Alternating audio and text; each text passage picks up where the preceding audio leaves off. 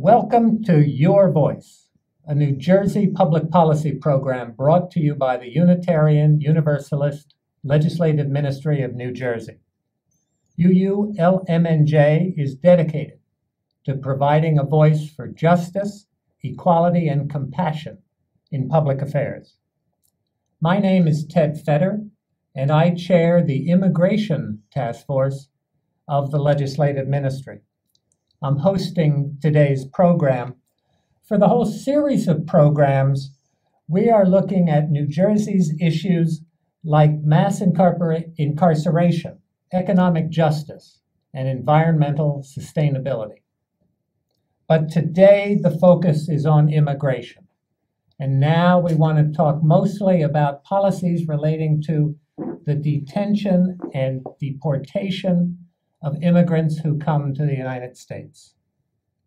I am very pleased to have with me leaders and members of First Friends, an interfaith organization in New Jersey and New York that visits detainees and advocates for their fair treatment. We have three guests today. Bill Westerman, a co-founder of First Friends and currently a member of the board. Sally Pillay, the program director for First Friends. And Papa Faye, an immigrant from Senegal who was held in detention for about 8 months and who is still subject now to deportation. We are so glad to have each of you on the program today. Thank you. I want to have as much time as possible to talk about these issues and learn more about them. So let's get right into the questions. Bill Westerman, you've been part of First Friends since the start. What can you tell me about the organization, about its mission, and about what it does?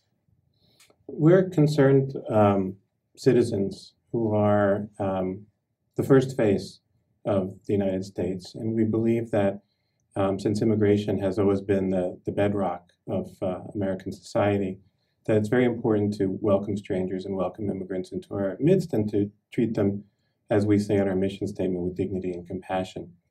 We were concerned, I was concerned, even as far back as the early 90s, that the US government started to detain refugees and asylum seekers in particular as they were coming into the country in conditions that we learned were not humane conditions. They were held in maximum security prisons.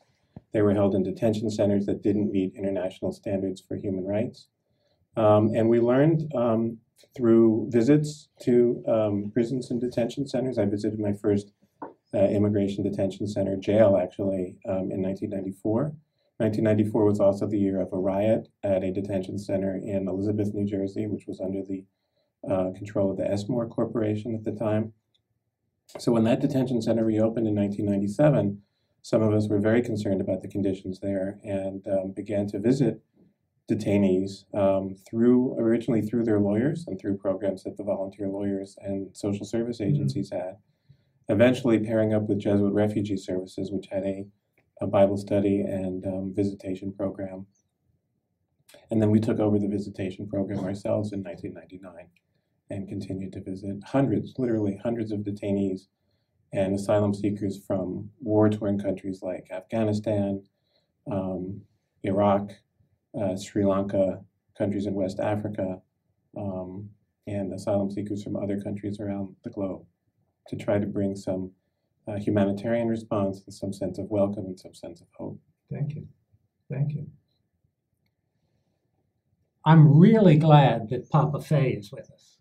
Okay. He's had the experience that we're talking about. Papa, what can you tell us about your own experience? When did you come to the United States? First of all, I came to the United States. It was May 2000. Okay. And it was actually 15 years ago. And I had came here in order to go to school with an F1 visa. With a student visa? Yes. Yeah. I have been here ever since, as you can see.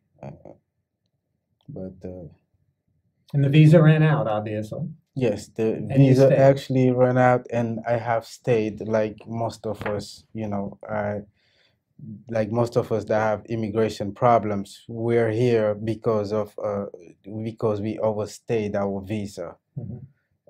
That's the reason why I was taken into custody. That's the reason why I was in immigration detention. And that's the reason why I went through all these things that I went through because of an overstay visa. Okay. Not because of a crime or anything like that, but just because I want a better life in here. I know you were detained, starting in October of 2013. Were you ever detained before that Uh, for immigration? that was my first time being Okay. detained for immigration and anything else. That was my first Okay. time in jail ever. Oh, wow. Since I, never thought I would ever be in jail, but first time for everything. And that was just the first time, and it was immigration. And do you have any idea of how they came for you last October? What happened? That they knocked on your door? Actually, they did not knock on my door. This was actually a sting operation they had on the street, and I was just minding my business, going to work, and I just happened to be the guy that the police came across uh, and actually convinced me to actually do something for them, something that I have no business doing whatsoever. But like I say, it was a sting operation and it could be anybody. So I was the one, and then I was just caught into that. And from there, I went to immigration and I had to stay there for about 2 years and a half. Oh, wow. Yes. You were held at the Bergen County Jail? Yes, I was held at the Bergen County Jail. Tell me about the Bergen County Jail. What was life like there? Well, life as a prisoner is never easy, but at the Bergen County Jail, as immigration detainees, it was not good, because I believe that immigration detainees, most of us are not really criminals. We're not there because of crimes that we committed. We're there just because of immigration issues, of paperwork issues. So I believe that we should not be considered as people that, as criminals.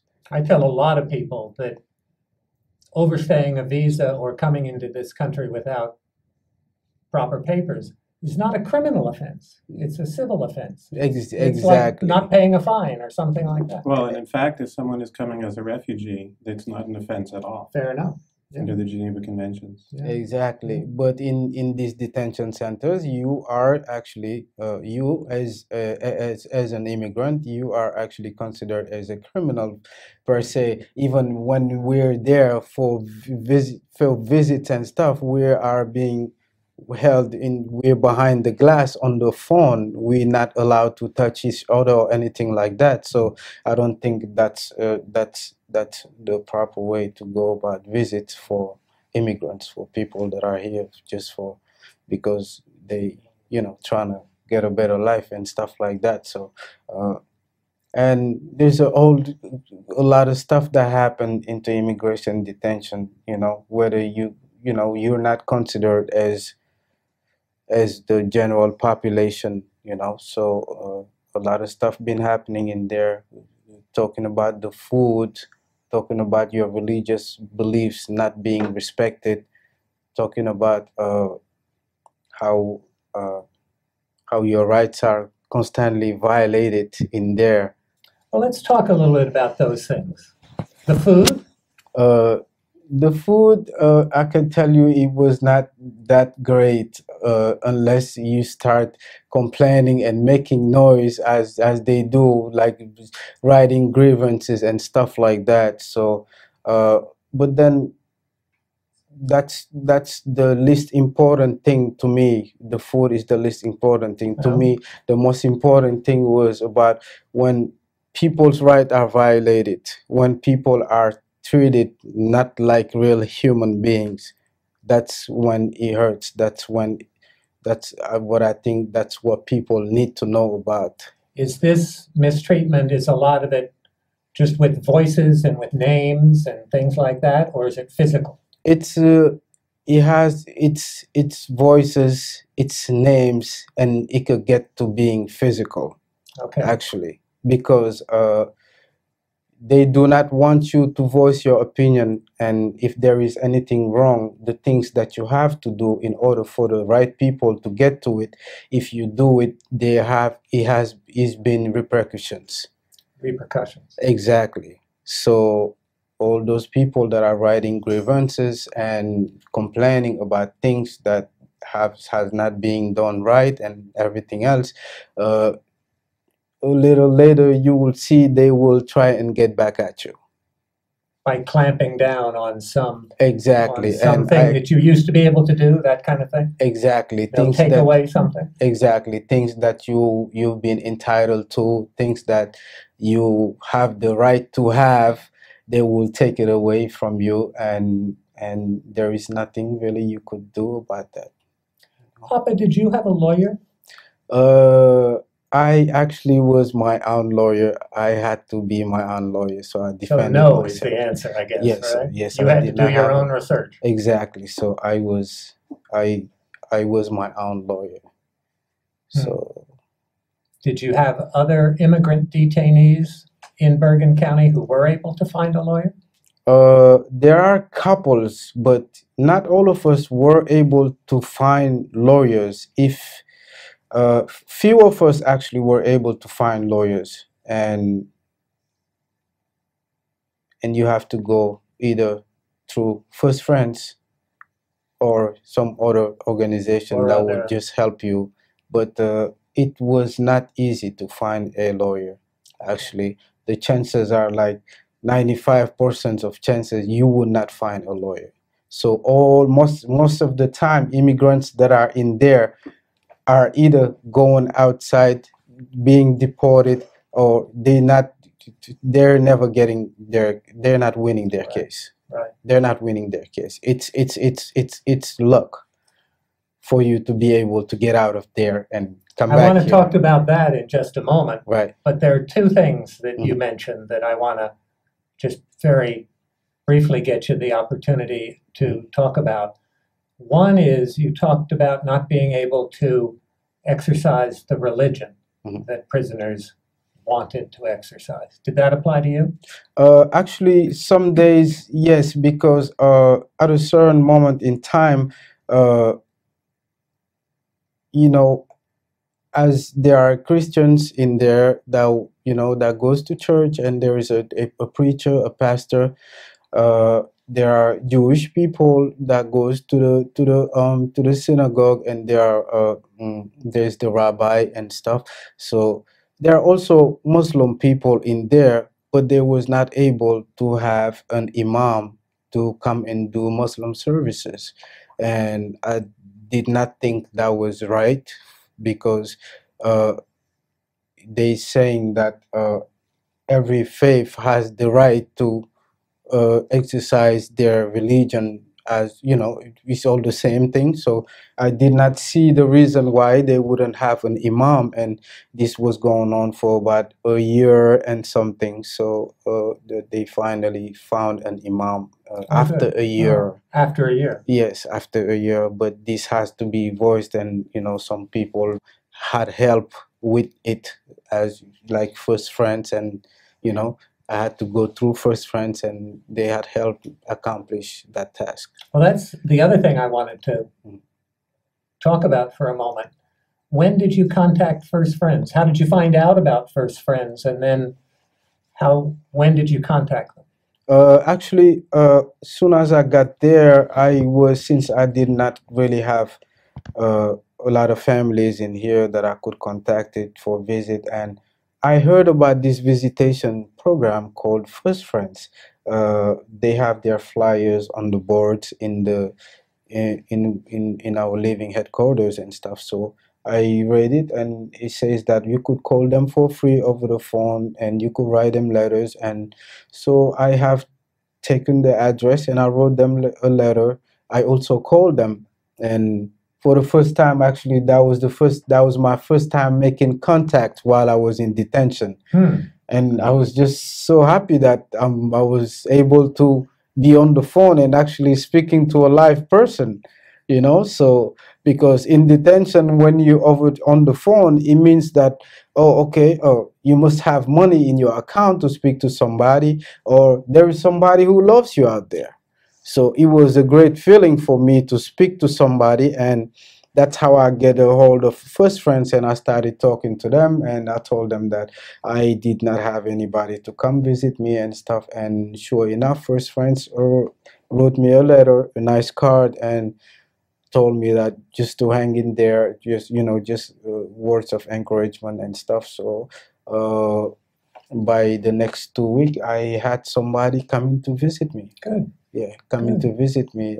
I had actually two visitors. I have two people that I can consider as family, which is, you know, Jean-Claude and Naomi. And this was through Sally Pillay, actually, and I was grateful to have two people coming to see me.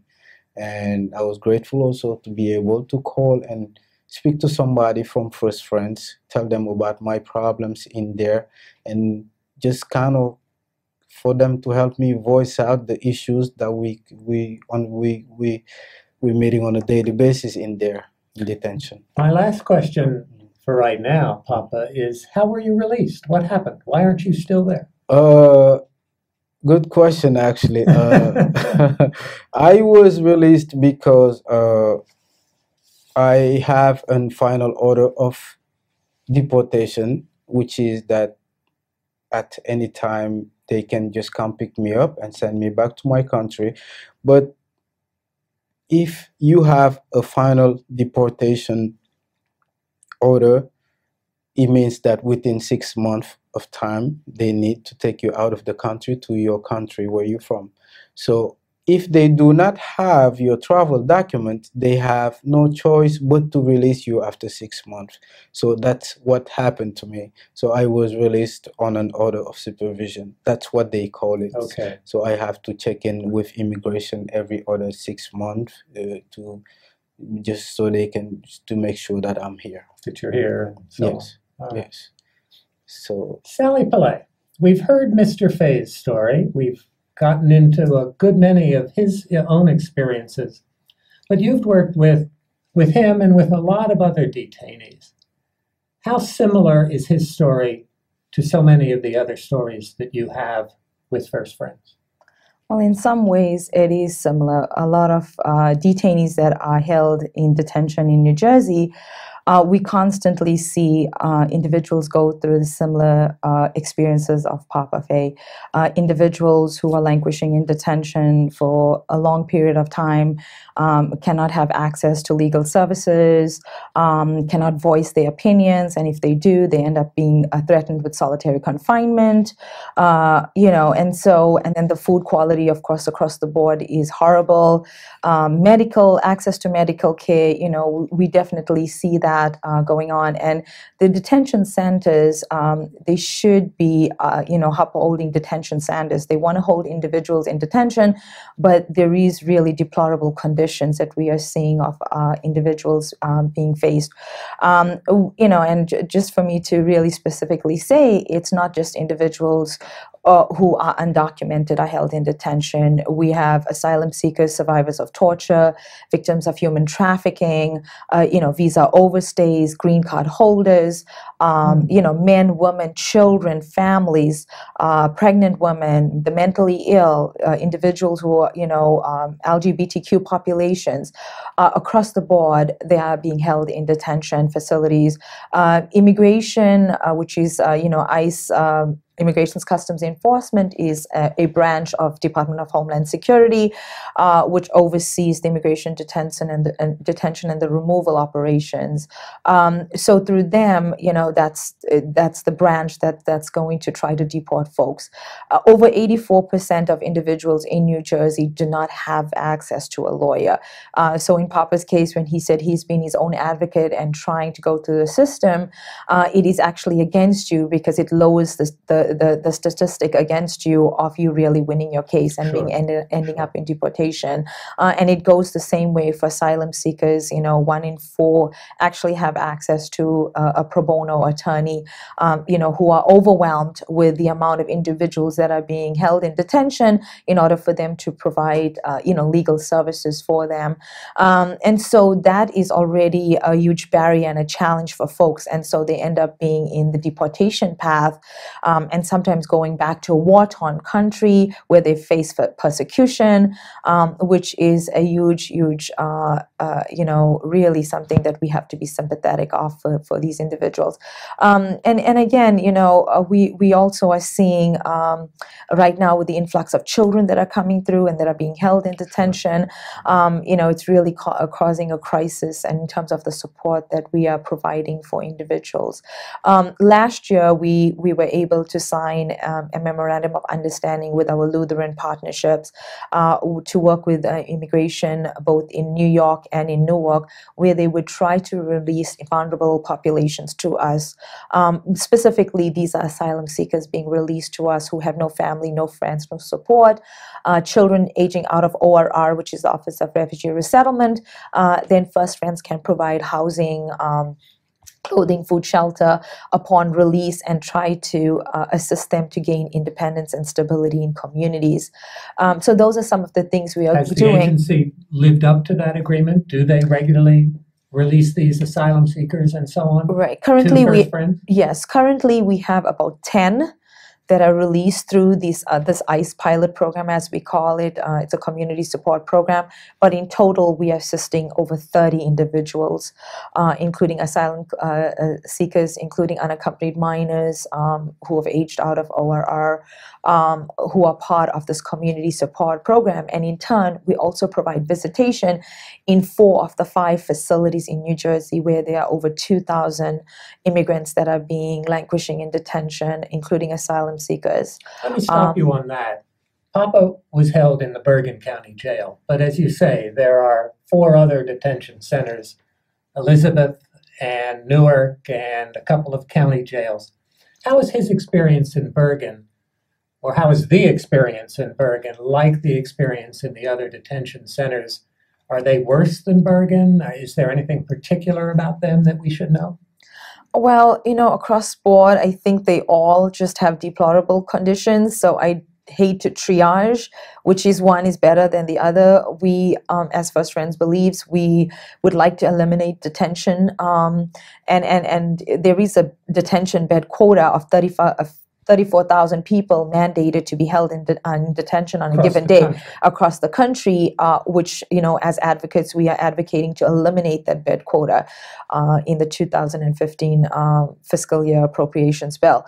And so we believe that individuals should not be detained. Mandatory detention, individuals who are languishing for prolonged detention, it creates, I think, a mental challenge for folks, because the system is meant to break you down so that you can self-deport. And that's what we are seeing across the board. The facilities, it happens a lot. It happens where people, after a long time, individuals who are in detention, they just want to give up and just want to go back after spending so much of time already in detention. And that's what the system does to you. What we are seeing across facilities, and yes, some facilities have outdoor recreation, but it's not really a viable outdoor recreation. Elizabeth Detention Center, there is no outdoor recreation. There is no sunlight. You don't have access to clean air, which is a basic right to have. The Delaney Hall Detention Facility, where a lot of the asylum seekers are held, in Essex. That is in Essex County, adjacent to the Essex County jail, where there's over 1,000 immigrants that are detained. It's near a power plant. It has a very bad stench, and so when you come out, you're breathing it's a toxic waste dump. And so when you call that an outdoor recreation, you can't really have people going out and breathing that kind of air. So and then moving on to Hudson, and it's similar across the board in terms of how guards treat you. The officials of the facilities, they are really not equipped to handle the populations that are being in detention. the cultural competency, it's just waived out. You know, we have individuals who are coming from diverse countries, speaking diverse languages, and their needs are not being met in detention. What can we do? I'm going to ask Bill, how can concerned citizens get more involved? What kind of ways are there that we can support the fate and the experiences so that there is fair treatment for these detainees? Well, as Sally mentioned, I think one of the policy priorities is really to get Congress to remove the mandate that thousands of people have to be detained. Detention is not only inhumane, it's also expensive. The last Elizabeth figures that I heard, which were maybe 10 years ago, was that it was costing $160 per detainee per day of our tax money to keep someone detained. Wow. So removing the quota would free up that the budget allocation that has to go into detention.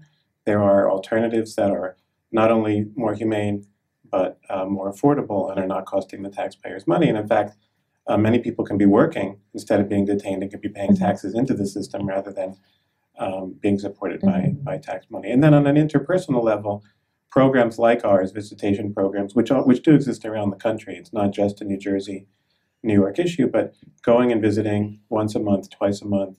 There are also pen pal programs where you can write to detainees across the country and encouraging people on an interpersonal level. So we could be volunteers with First Friends Absolutely. and go into detention centers. How does that work?